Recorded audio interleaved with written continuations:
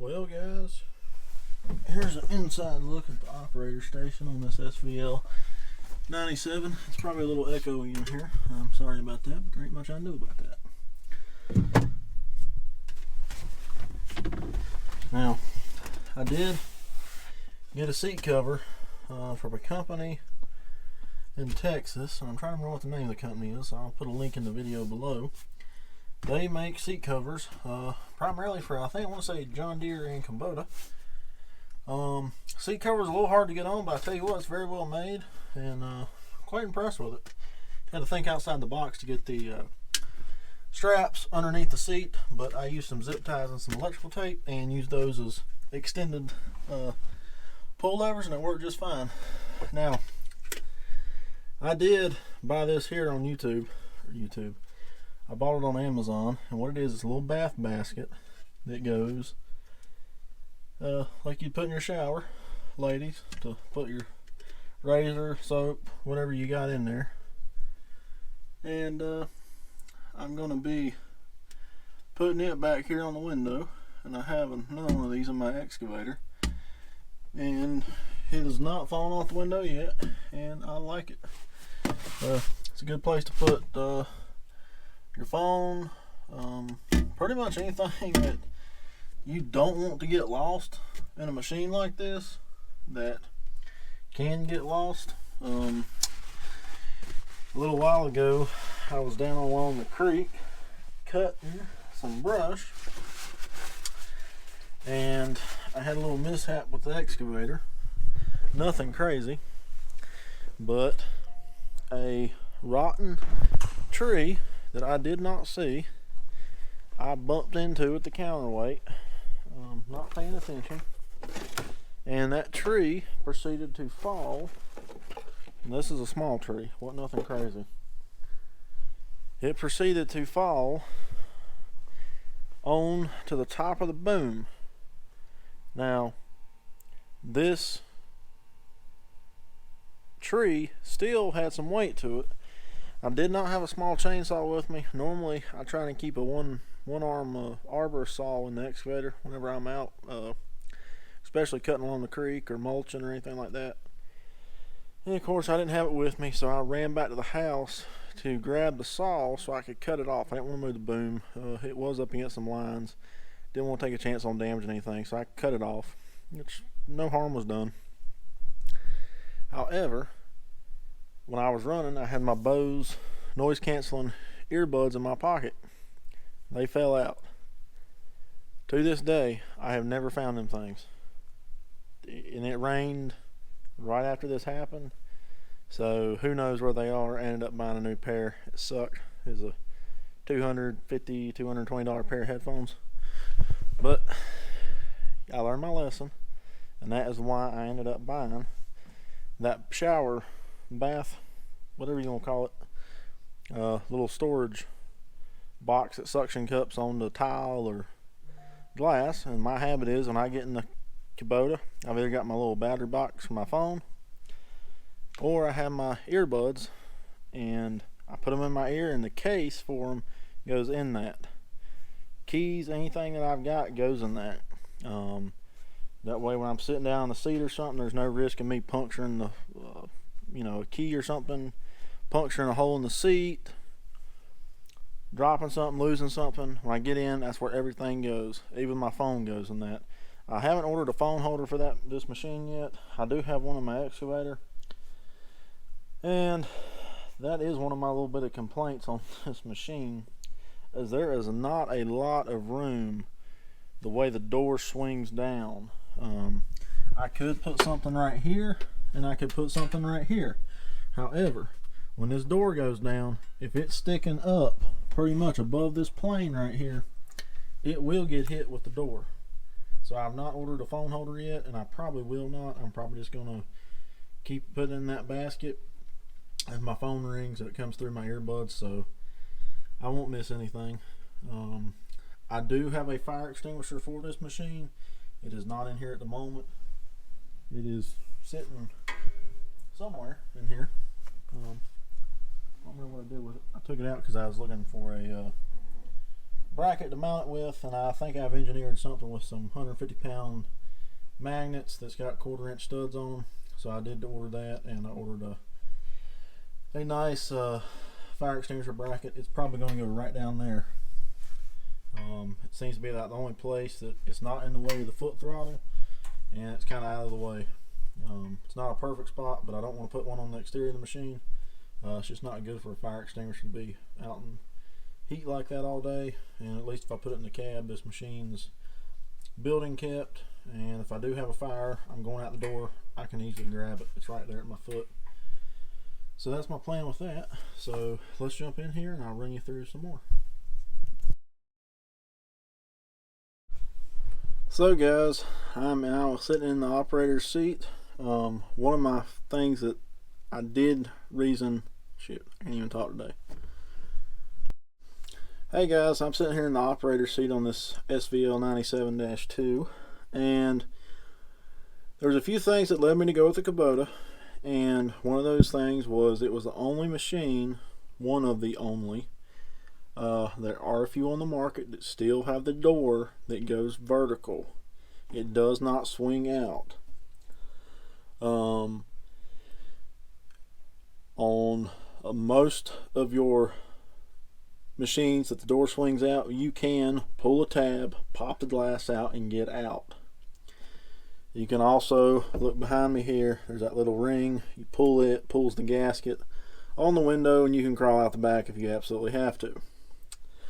I was recently watching a video by Neil Messick on Messick's, their YouTube channel, and he was kind of going over some of the safety features and that stuff. It's a very good video. I'll put a link to it in this video. Go watch it.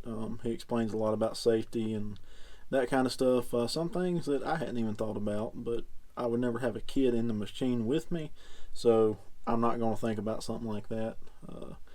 These machines are designed for one operator and one operator only. You'd be stupid to have a kid in here riding with you in the seat. That's just stupid and dangerous. On heavy equipment, you should never have no riders. I will say a backhoe is like one exception. You got a hand hold on the side if somebody won't stand on the steps. As long as they're holding on, you're taking it easy. Is it safe?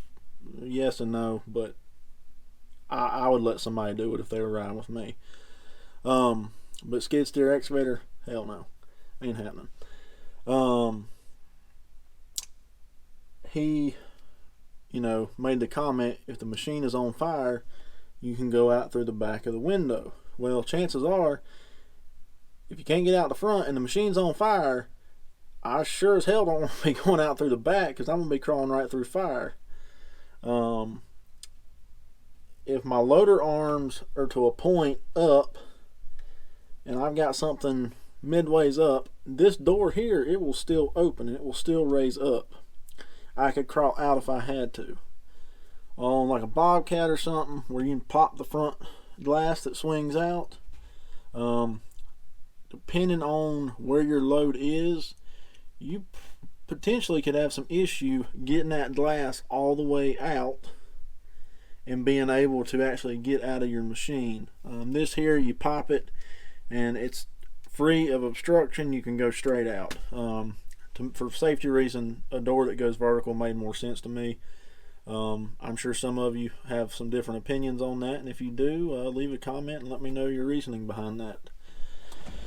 One of my other features I do like about this machine is it has your safety bars that fold down.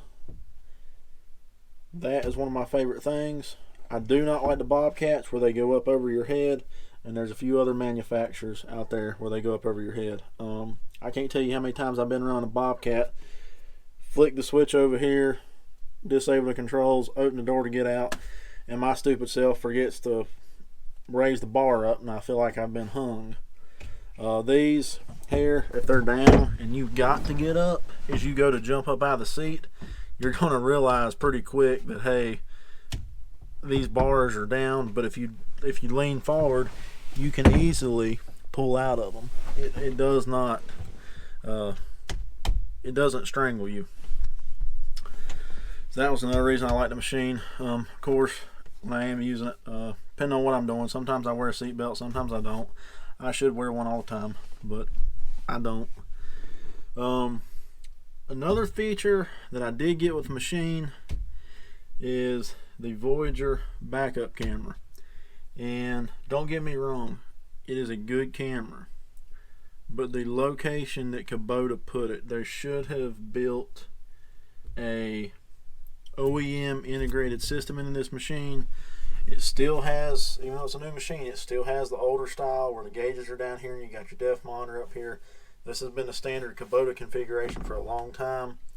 I'm hoping on some of these newer iterations when they come out with them, this will all be digital and the backup camera will move to this screen here and it will be OEM integrated. This camera here is not OEM. It is a third-party manufacturer. They got to deal with Kubota.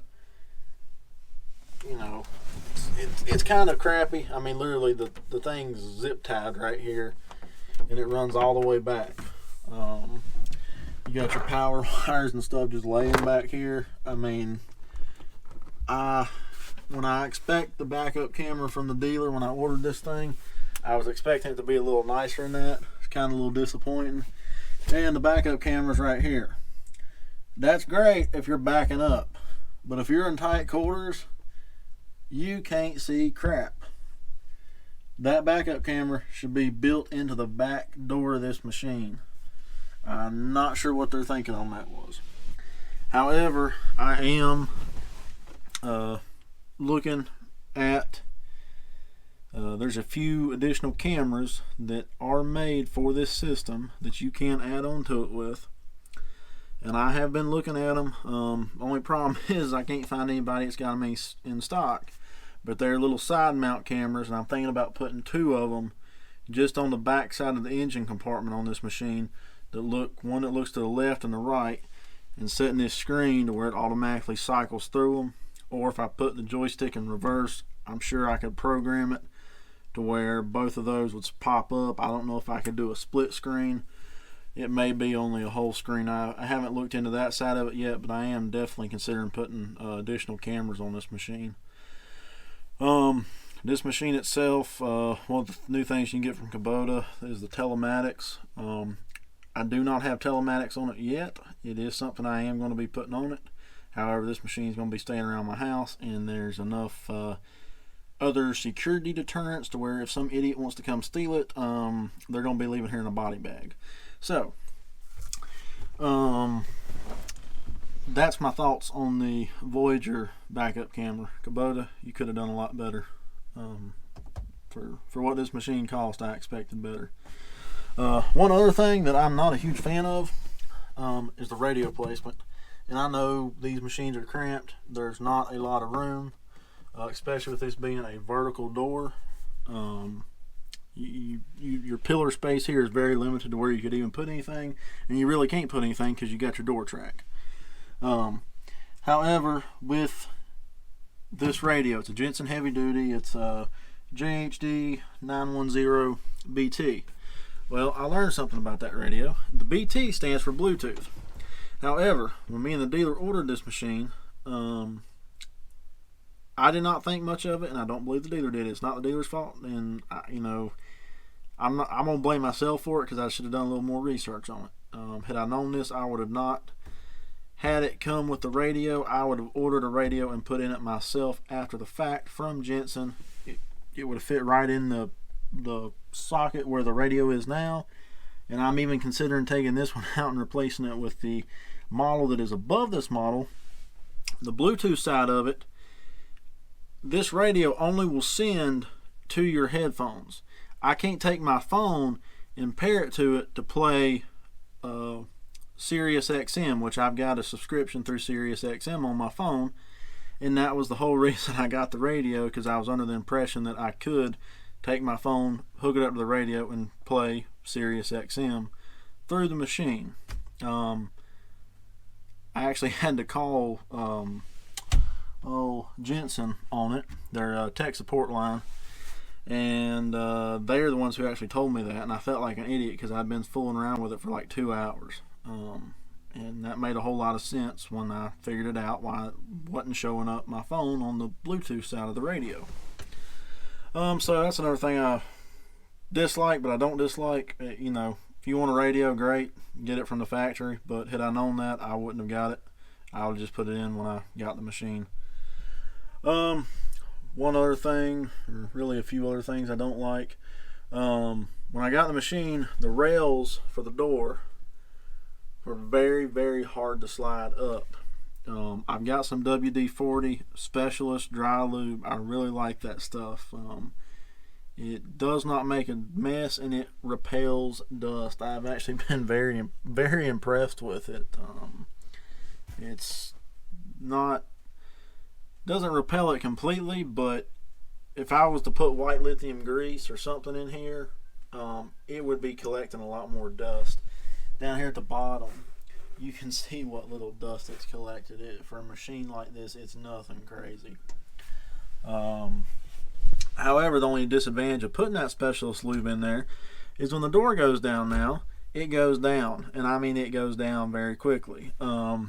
It has been leading me to wonder if one of these gas shocks could be bad. I don't think they are. I think it's just, you know, if anything, the gas shocks maybe on the door should be a little bit more heavy duty than they are. As far as the weight rating on them, forget what they rate the gas shocks by, but there's a rating or something along that line that you order them by. But that's really all my dislikes on this machine. Really do not have a whole lot of them. Most of them is just comfort features than anything. It is a great machine, great visibility as far as I'm concerned when I'm running it. I am taller. I'm not shorter. If you're a shorter person, you may have a little bit of a bigger issue seeing your attachment, seeing your bucket, seeing your cutting edge. There's plenty of air vents in this machine. The AC on it works wonders. In fact, I run it in about position 2. You turn it on 3, your windows start fogging up on a hot day. Like I said too, I know they're going to change this on some future models, but I wish the gauge cluster was all digital. That would be super nice, like it is on the new KX series. Only one I've seen it on is the 057-5 iteration. And the backup camera on that one is also OEM integrated into the display. So I know they've got it, the technology, and I expect to see it on probably the next iteration of this machine. Would I trade this machine for a new one if it comes out? Probably not. I'll probably keep this machine until I get 2,000 hours on it. Then I'll swap it out. I'm using it around here at the farm and the house, and be doing a little bit of side projects with it for a few friends, and just any little small odd jobs I pick up. That's kind of my weekend gig. I'm an electrician by trade, so I stay very busy. But I like my play toys. And I'm only 26, so you know, there's something like this will last me for majority of the rest of my life. But I grew up operating heavy equipment, and I've been running it since I was probably 6 years old, and started off on a backhoe. That's where I learned to operate, and from there I've always wanted an excavator, so I bought me an excavator last year, and bought it from a good friend, and then I bought the skid steer brand new from the dealer. The excavator is not brand new. It had 629 hours on it, I believe, when I purchased that. And it's got 890 something on it now. Had it for just under a year. I started looking at skid steers, the economy, COVID, seeing how supply chain was. I did get a price on one. The dealer, he called me and he's like, hey, if you want this skid steer, you gotta let me know by Thursday, so that they could lock the price in. Kubota is not letting, at least my understanding is, they're not letting any dealers, if something's got to be special ordered, as this was, they did not have one in stock. It had to go into production to be delivered to me. They are not letting dealers lock in any prices. This machine, since when I bought it, has went up $8,000. So due to inflation, interest rates, various other factors, supply chain issues, these machines are going to continue to go up in price, in my opinion. I think they will come back down over, in my opinion. But for what I got in this machine, for what I paid for it, even if they were to drop some in cost, I won't lose any money on it if I went to sell it, or if somebody went to buy a new one. I'm still going to be cheaper than what they're paying for it. I did finance the machine. My goal, what I try to do is I generate enough side jobs a month to basically make the payment on the machine. This is the only machine I've got a payment on right now. Goals to pay it off in 3 years or less. I was able to get a 1.75% interest through KTAC, which is lower than the 1.99% that was actually advertised when I did do the financing. I was hoping and praying that I would be able to do 0.99 and or either 0% for 60 months. That was an option back when I ordered this machine. It is no longer an option for Kubotas. I believe you can still do 0% in the tractors, but as far as construction equipment, they've done completely away with that. I've had a few other loans through Kubota Credit. You go online, you find mixed reviews of them. I've never had a complaint with them. I've never had to file an insurance claim through KTAC, which is the insurance side of Kubota. If you do buy a new machine from Kubota, I highly recommend getting KTAC, and you will have to if you finance it. That's included. You got to have insurance on the machine for the period of the loan. After that, you can do whatever you want to. You either got to have it through KTAC, or you got to go to somebody like Farm Bureau and have them write a policy on the machine, and the payee is listed as Kubota Credit Corporation. But overall, I've been really pleased with this machine. One of the favorite things I like about the machine is having the quick attach on the bucket. That is the cat's meow. I've always wanted something like that on one of these machines, and I'm so glad I paid extra to get it. It's well worth it. I would have paid more than what it was advertised if Kubota told me I was going to have to pay more, and I would gladly do it because it's a huge time saver when you're changing implements. Over here on the right side, you've got your not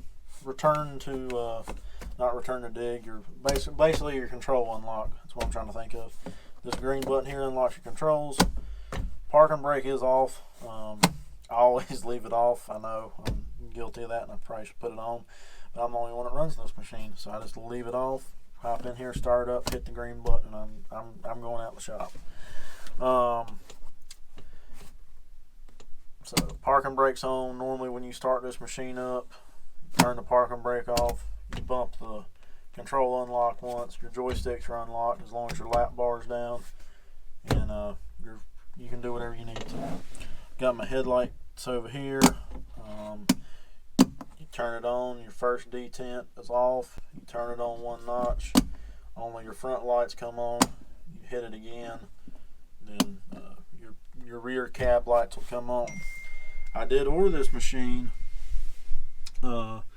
with the rear tail light kit. However, currently you would think that's something they would keep in stock at the factory when they build these machines. Apparently it is not. It is an add-on accessory that currently has a lead time of who knows when. I've been told I could see it towards the end of this year. I might be the first of next year before I get it put on, but once the dealer gets it, they're going to come out, put that on.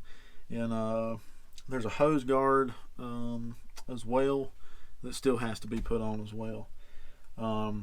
I got that just to have it. So the quick couplers over here, this is a high flow machine. I wanted them protected. It just made the most sense to me. Your radio's obviously back here. You got your windshield wiper control. You bump it once, your wiper comes on. You bump it again, it's going to pump your washer fluid on the windshield. And if you flip it back to off, it's going to swipe your wipers, I believe, 1 or 2 times. You got your DPF inhibit switch over here if you're working in a closed environment or inside of a area that you do not need to have high heat, high exhaust temperatures around. You just flip that once, and as you heard, it just beeped at me. But that's your DPF inhibit switch. You got your air vents and stuff back here, and you got your air filter back there. So far, this machine does have a pressurized cab on it.